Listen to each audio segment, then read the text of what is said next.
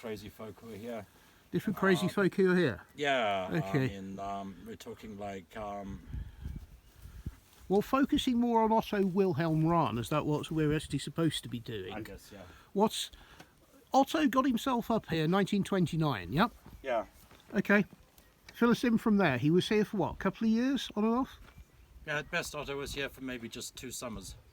Okay. I don't think he was here for long. He wanted to return. He spent all his life trying to return.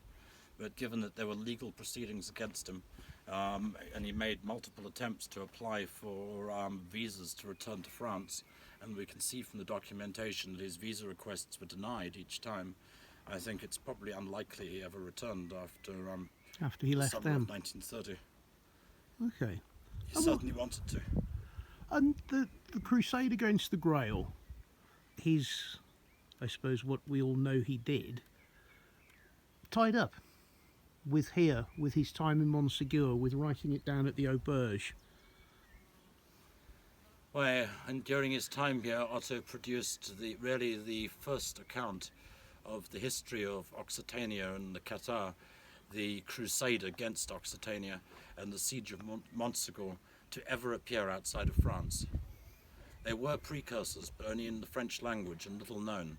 Napoleon Perrat's Histoire de Albigeois from 1875 and the work of Maurice Marg. But sadly, neither Perrat nor Marg have been widely translated and have pretty much been forgotten by the world. Otto's book Crusade Against the Grail became a bestseller in Germany and is now translated into multiple languages, including English and Russian, and thus makes it widely available. It was in part Otto's obsession, infatuation with the site, that it obviously touched some deep chord in his wounded heart. But it was also the promise he made to the Countess de Pujol-Murat, who first brought him here, who grabbed him by the sleeve and said, promise me that you will tell the story of my ancestors. And this, in the Countess's way, was a kind of justice. She wanted justice for her ancestors. She wanted the story to be known.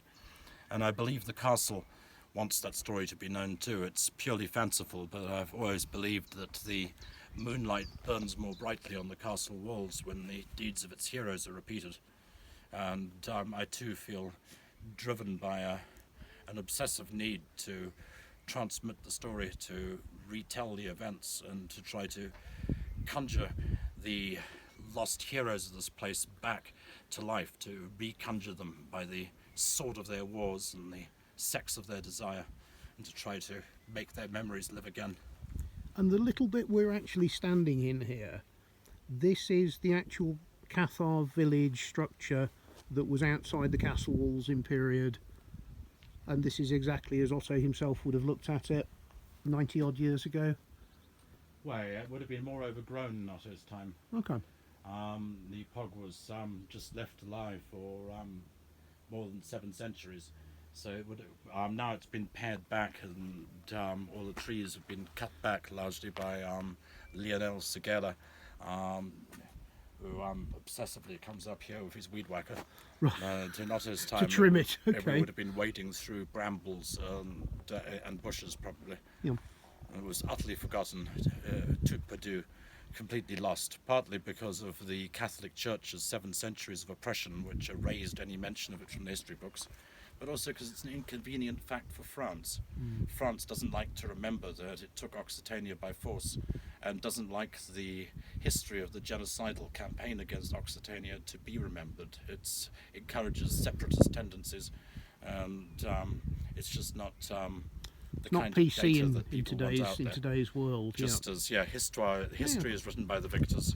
Yep. The Holy Roman Church and conventional Christianity these days doesn't want people to know that they are the heretics. They don't want people to know what came before them, or that they only established their dominance by basically erasing everything that came before and erasing the original Christians from the historic record. Wow. And you came here first when? I came here first 32 years ago, in the summer of 1990, at the behest of Channel 4 Television's religion department, who hired me on as a researcher. My initial job was to research the backstory to Raiders of the Lost Ark, the Steven Spielberg movie, which meant researching the Ahnenerbe SS, Heinrich Himmler's archaeological unit, and trying to find if there was anyone in the former employ of the Ahnenerbe who was prepared to be interviewed by British television. In the course of this, I found no trace of any story about the Ark of the Covenant, which is what Channel 4 wanted, but I did find a Holy Grail story and came across the work of Otto Rahn.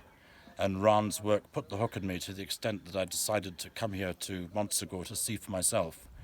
All the other Reich historians had already decided that Otto was deranged. I recall one of the principal Reich historians from Channel 4 television saying, "Gee, this really shows how irrational the Nazis could be."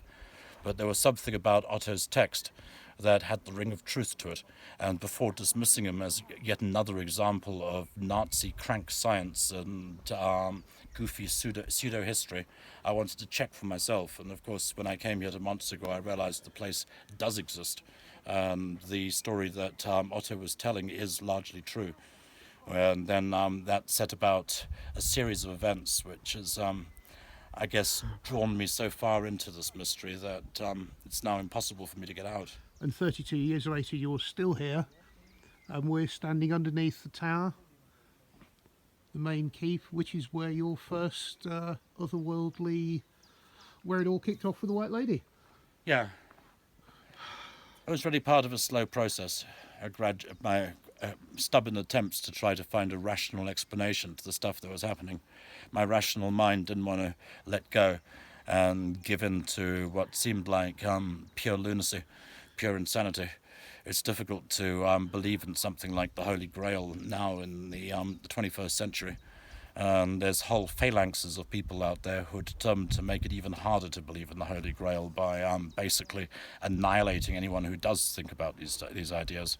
So it's been increasingly difficult, and I've found the longer that I've banged on about the subject, the more enemies I've accumulated over the years, and the more folk there are out there who, for whatever reason, are determined to make certain that this story is never told.